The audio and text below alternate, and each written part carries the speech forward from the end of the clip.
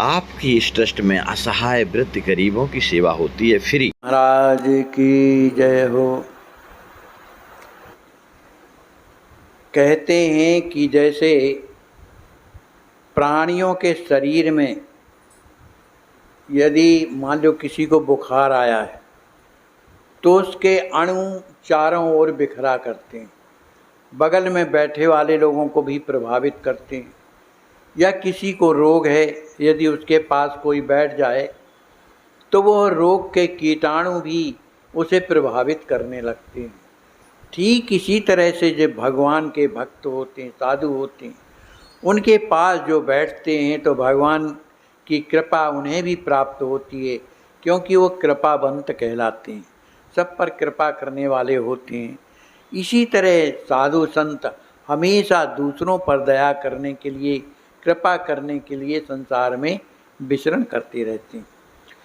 ध्रुव जी महाराज की दो पत्नियां हैं।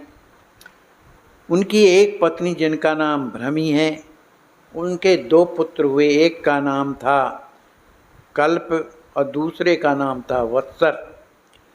और जो एक पत्नी जिसका नाम इला था, उससे एक पुत्र हुआ जिसका नाम था उत्कल। उत्कल जो था अपने पिता ध्रुव का बड़ा आज्ञाकारी पुत्र था। उसके हृदय में भगवान ने कृपा की कि उसे भगवान की ही लीलाएं अच्छी लगती थी। किस तरह से भगवान को प्राप्त किया जाए, इस तरह की भावना उसके हृदय में हमेशा उठा करती थी। इन्हीं बातों को ध्रुव जी से पूछा करते थे। ध्रुव भी अपने पुत्र की इस मनोविचार को देख करके बड़े प्रसन्न होते थे और भगवान किस तरह से प्राप्त होते हैं उस तरह की विधि उन्हें हमेशा निरंतर बताते रहते। उनके जो पुत्र थे कल्प और वत्सर, ये दोनों भी बड़े आज्ञाकारी और भगवान के भक्त थे। लेकिन जो उत्कल थे वो तो भगवान के ऐसे अंतरंग भक्त थे कि उनका मन संसार में नहीं लगता था। ध्रुव के जो दूसरे पुत्र कल्प और वत्सर हैं, ये बड़े सदाचारी थे। इनके जीवन में सदाचार के अलावा दूसरों से बड़े प्रेम से बातें करना, मिलना, अपने कर्तव्य का पालन करना, ये उनके जीवन में कूट कूट भरा हुआ है। ये सब कुछ होते हुए भी ध्रुव ने देखा कि राज्य करते करते मुझे तो 36,000 वर्ष व्यतीत हो गए। भगवान की आज्ञा का तो पालन हुआ, क्योंकि उन्होंने ही मुझे आज्ञा दी थी कि तुम 36,000 वर्ष तक राज्य करो। तो मेरे 36,000 वर्ष तो पूर्ण होने जा रहे हैं, मेरी वृद्धावस्था भी आ गई। लेकिन जो मुझे प्राप्त करना चाहिए, उनका जो मुझे प्रेम है, उनके साथ सहवास है, वो अभी मेरा वंचित है, क्योंकि मेरा मन अभी संसार में ही तो लगा हुआ है। तो इस तरह से उन्होंने सोचा कि अब तो भगवान के चिंतन के बिना एक क्षण भी मैं व्यतीत नहीं होने दूंगा, उनके ही भजन में संपूर्ण शक्ति लगा दूंगा, ऐसा ध्रुव जी सोच रहे हैं। परंतु शरीर तो व्यवहार में लगा रहे। अब ऐसा करना चाहिए कि संपूर्ण इंद्रियों को समेट करके केवल भगवान में लगाना है। व्यवहार से हमें हमारा भजन नहीं हो पा रहा, इस तरह का सोच करके और ध्रुव जी महाराज अंदर ही अंदर बड़े दुखी हो जाते हैं। उन्होंने सोचा संसार के व्यवहारों में रखा क्या है। करते करते तो युग व्यतीत हो गया, लेकिन व्यवहार समाप्त नहीं हुआ। ये आना जाना, दुख सुख, पाप पुण्य, ये सब इसी द्वंद्वों में उलझे हुए हैं।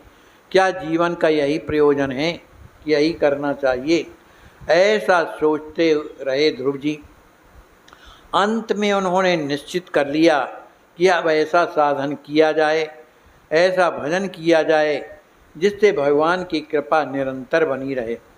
यद्यपि भगवान की कृपा है, उनके हृदय में भगवान विराजमान है, लेकिन मिलो रहत जन कबहु मिले ना, भगवत रसिक रसिक की बातें रसिक बिना को समझ सके ना। प्यास बढ़ती ही रहती भगवान जब कृपा करते हैं तो लगता है और कुछ मिल जाए, और दर्शन मिल जाए, और सेवा मिल जाए। ये निरंतर जो है आशा बढ़ती रहती है। उन्होंने सोचा कि अब मुझे भजन ही करना है, कुछ नहीं करना। ऐसा सोच करके उन्होंने सभासदों को बुलाया, संत महात्माओं को बुलाया, गुरुजनों को बुलाया और अपनी इच्छा व्यक्त की कि अब मैं राज्य का परित्याग करके इस राज्य को मैं अपने पुत्रों को देना चाहता हूँ। ऐसा कह करके और ध्रुव चुप हो जाते हैं। मंत्री लोगों ने सोचा कि राज किसको दिया जाए, इनके 3 पुत्र हैं। तो सबने सोचा कि आखिर ज्येष्ठ पुत्र जो हैं उन्हें दिया जाए। तो उनके जो बड़े पुत्र थे जिनका नाम था उत्कल, उन्हें राज्य दिया गया। उत्कल को राज तो दिया गया, लेकिन इनका मन राज्य में नहीं लग रहा था, क्योंकि उनका मन तो भगवान में डूबा रहता था।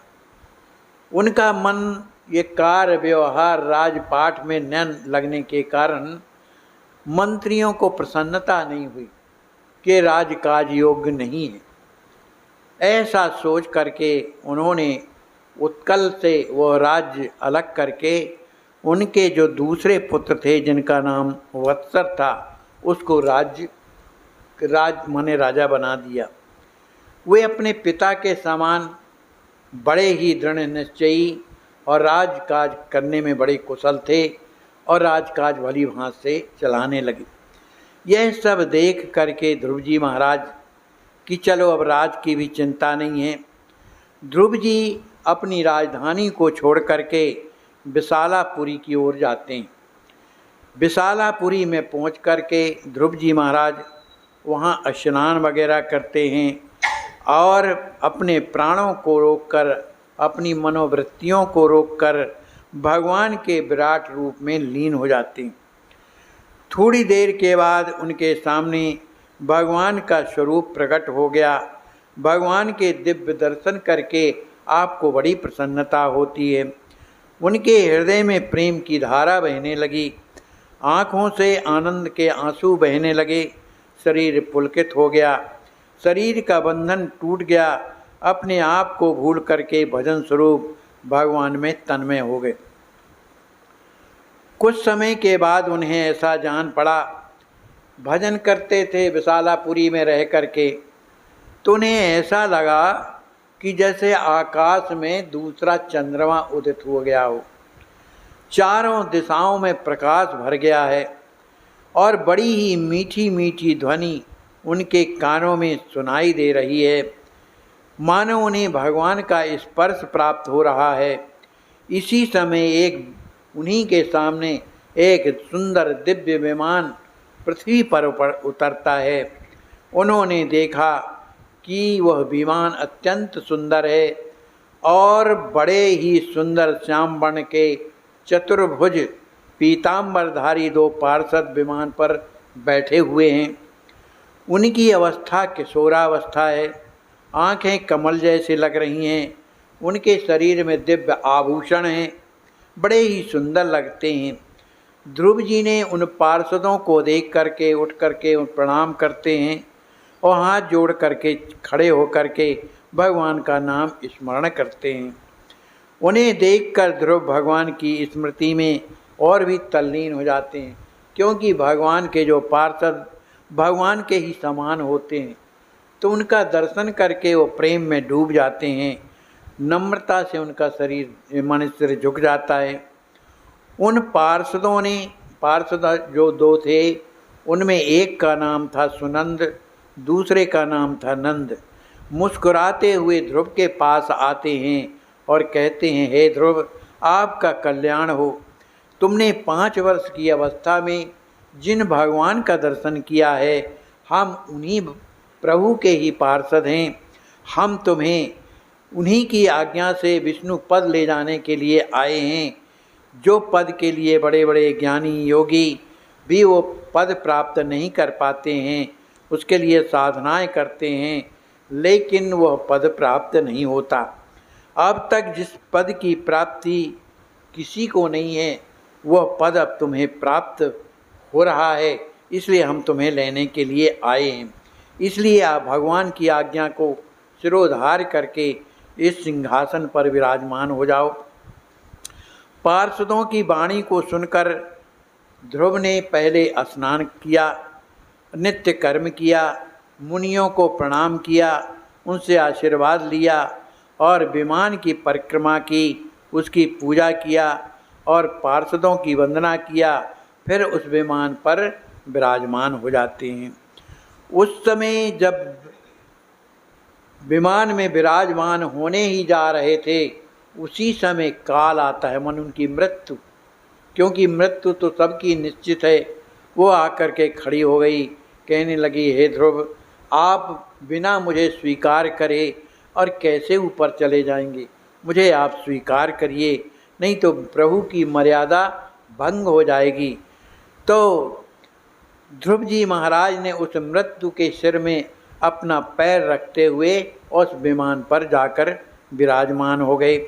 जब विमान में बैठ जाते हैं तो आकाश में सुंदर मृदंग बजने लगे, पुष्पों की वर्षा होने लगी, गंधर्व गाने लगे, किन्नरियाँ नाचने लगीं। इस तरह से पार्षदों ने देखा, जब पार्षदों ने देखा कि ध्रुव जी की किसी बात की चिंता है, बड़े दुखी दिखाई दे रहे हैं, लेकिन वहाँ पूछने की आवश्यकता नहीं है। मन की बात जानने वाले, भगवान के साकेत में रहने वाले या बैकुंठ में रहने वाले जितने भी भक्त हैं भगवान के, जो पार्षद हैं, एक दूसरे की मन की बात जान जाते हैं, वहाँ पूछना नहीं पड़ता है। तो ध्रुव की बात को जान करके पार्षदों ने कहा कि जिसकी आप चिंता कर रहे हैं वो चिंता आपकी स्वाभाविक है, आप अपनी माँ की चिंता कर रहे हैं। जिस माँ की आज्ञा को प्राप्त करके आपने भगवान का दर्शन किया, उस माँ की चिंता होना तुम्हारे लिए स्वाभाविक है। पर इस बात की चिंता मत करो, ये तुम्हारे विमान के सामने आगे आगे जो विमान जा रहा है उसमें तुम्हारी माता जो है सुनीति बैठी हुई है। ये आगे चल करके तुम अपनी माता के साथ में ही रहोगे। इस तरह से जब ध्रुव के लिए उन पार्षदों ने कहा, तब ध्रुव की चिंता समाप्त हो गई। इस तरह से वो विमान जैसे ही ऊपर चढ़ता है, जिन लोकों में जाता है, जिन जिन लोकों से वो गुजरता है, वहाँ के जो अधिपति थे सब ध्रुव की आरती उतारते हैं, उनका स्वागत सत्कार करते हैं। इस तरह से वो विमान ध्रुव को कहाँ पहुँचता है? विष्णु पद पहुँचता है, विष्णु धाम पहुँचता है। वहाँ वह धाम कैसा है? स्वयं प्रकाशित है, स्वयं प्रकाशवान है। वहाँ पर जो भी रह रहे हैं वो स्वयं प्रकाशित हैं। वहाँ का जो आनंद है वो वाणी का विषय नहीं है। वो ध्रुव जी महाराज वहाँ पर पहुँच करके भगवान के चरणों में गिर करके और कहते हैं, प्रभु मेरी रक्षा करिए, मेरी रक्षा करिए। प्रभु उन्हें उठा करके अपने हृदय से लगा लेते हैं और अपने नज़दीक ही बैठा लेते हैं। इस तरह से भरत जी महाराज, ध्रुव जी महाराज ने 36,000 वर्ष राज्य करने के उपरांत अपने पुत्रों को राज देने के बाद अब पुनः साधना की, पुनः भगवान से के मने भक्ति किया, अंत में भगवान के धाम को प्राप्त किया और भगवान के सानिध्य को प्राप्त किया। बोलिए ध्रुव जी महाराज की जय।